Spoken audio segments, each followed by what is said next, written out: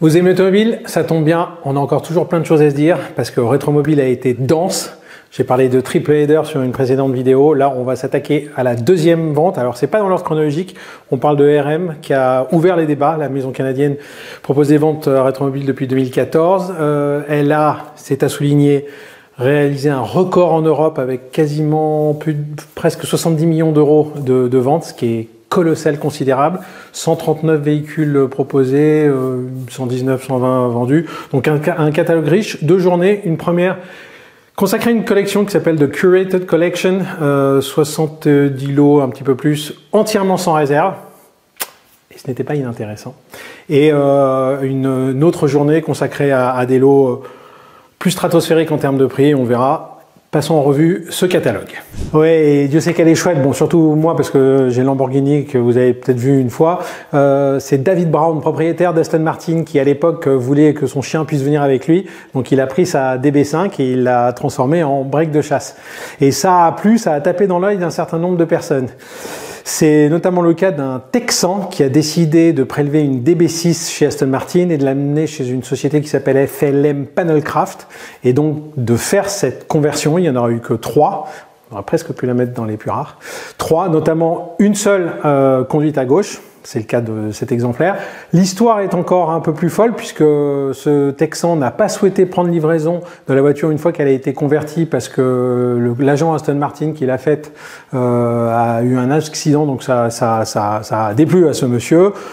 Perd un peu l'histoire pendant 15-20 ans. Bref, elle revient après aux Pays-Bas. Elle est dans un état qui est pas terrible. Elle subit une entière restauration. Elle tape dans l'œil d'un pilote aussi de F1 aux États-Unis. Bref, elle a une vie mouvementée, très intéressante. C'est une voiture alors qui déplaît souvent aux puristes parce que c'est pas du tout la ligne habituelle de la DB6, mais bon, bref, c'est intéressant. Son estimation toujours dure sur des projets produits aussi limités, 330-380, c'était assez large. Non, elle a largement dépassé. Elle a fait 430 000 euros avec frais. Donc voilà, elle a vraiment bien plu et je pense que c'est un exemplaire qui a fait date, qui fera date et Dieu sait qu'elle aura encore une vie intéressante aux enchères. Alors, celle sur laquelle on va se dire. Indiscutablement une Lamborghini Espada série 2, 150-200 000 euros l'estimation, elle est partie à 69 000 après frais. Sachant en plus qu'elle avait eu 50 000 euros de facture de restauration, c'est dire à quel point c'était quasiment du pain béni, il fallait pas la rater, bravo à celui qui ne l'a pas raté. 1227 exemplaires sur 10 ans de production, bref, voilà, elle a tous les éléments, les arguments, pour connaître une vie un petit peu plus dorée en termes de valorisation, donc on la suivra, mais c'était vraiment un truc à ne pas rater. Bentley type Air Continental Sportback Fastback coupé by Mulliner. C'est long, mais c'est sublime. C'est long, c'est un peu long aussi comme toute la voiture.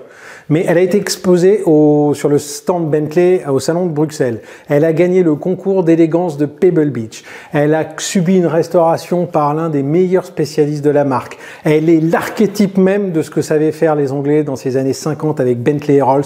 Une démesure, une opulence. Seuls eux étaient capables de faire ce genre de voiture. Bien. Quand on a dit ça, on comprend pourquoi l'estimation était entre 1,8 million et 2,4 millions. Malheureusement, elle s'est vendue. C'est quand même déjà bien, mais elle ne s'est vendue qu'1,2 million. Bon, il n'y en avait que 13 exemplaires, c'est dire à quel point l'estimation finalement pouvait être logique, mais voilà, elle a quand même trouvé preneur et bravo à lui. Celle qui en donne pour son argent, et oui, et là, bravo, hip hip hip, enfin non, bravo, c'est dommage parce que pour qu'elle en donne pour son argent, il fallait qu'elle soit pas très chère, c'est le cas. C'est une R8 Gordini, c'est pour ça que je dis bravo, on est chauvin, on aime ces voitures.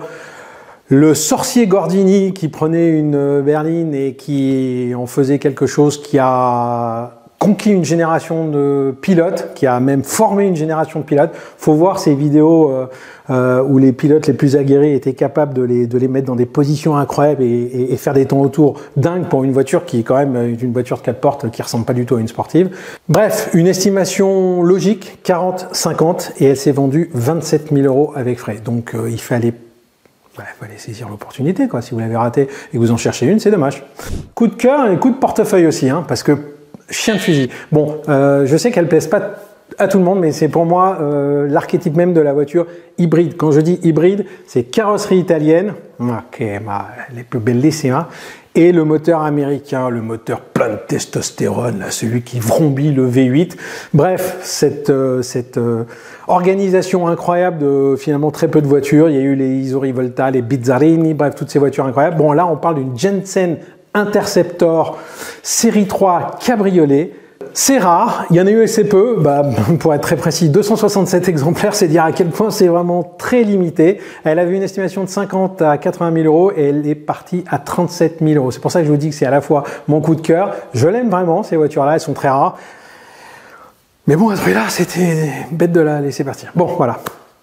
Et ah oui, très étonnante. Certainement la plus belle Alfa Romeo, pour les spécialistes, les connaisseurs, jamais produite. Alfa Romeo 1900C Super Sprint by Zagato. Ouais, c'est long, mais dès qu'il y a le mot Zagato, on peut s'attendre à quelque chose. 39 exemplaires produits, je vous laisse profiter de la beauté avec l'insert. Estimée entre 100 et 140, elle a quasiment atteint 97 000 euros l'estimation basse. Mais Dieu sait qu'elle est belle. Bon, les tops. Même pas, c'est le méga archi top. Je vous ai dit que la maison avait fait quasiment pour 70 millions de dollars de vente. Cette voiture, à elle toute seule, représente la moitié de la totalité de la vente, 35 millions d'euros. Elle était attendue à la vente, elle était méga maxi attendue à la vente.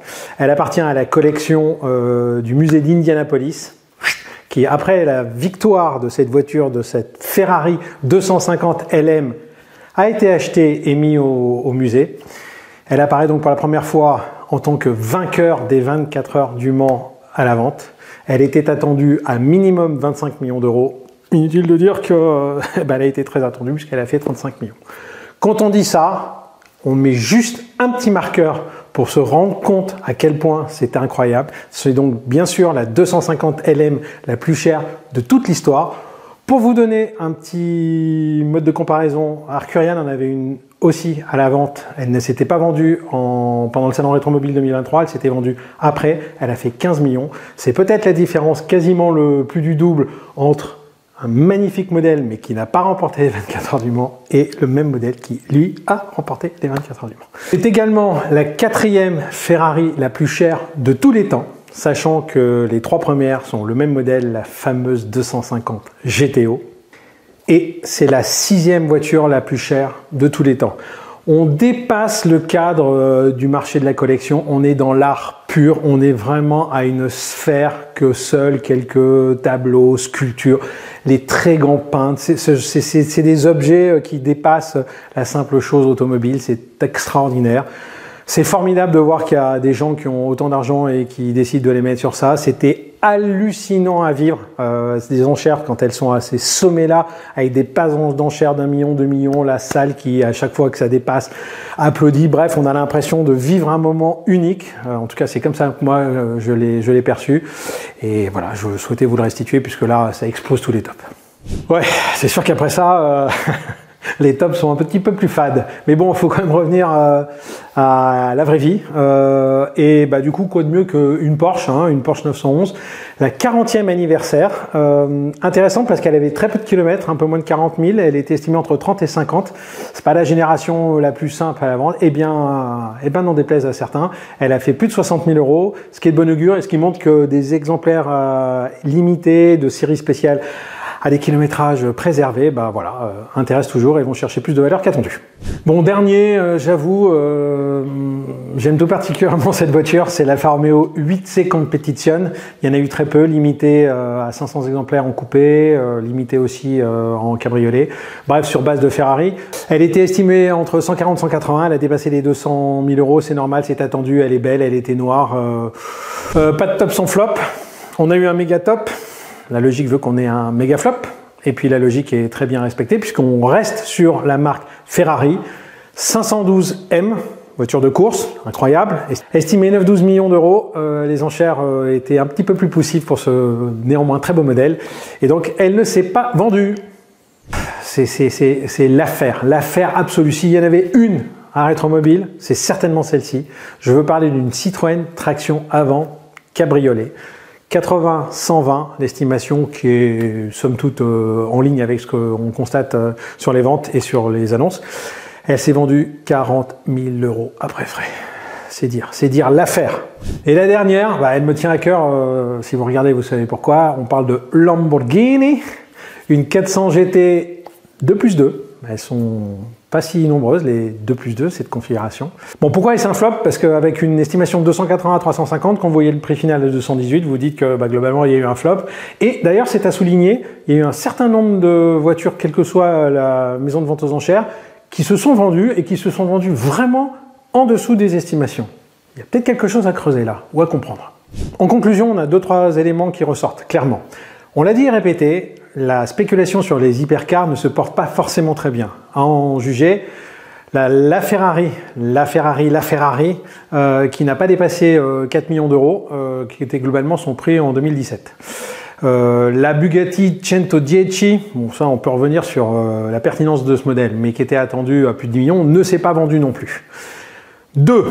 17 voitures de cette vente devaient normalement, théoriquement, faire plus de 1 million d'euros. Il n'y en a que 7 qui ont atteint cette somme, dont, on l'a vu, la 250 LM.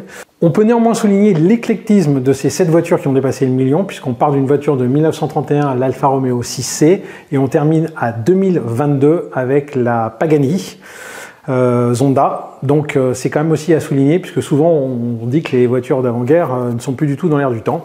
Voilà.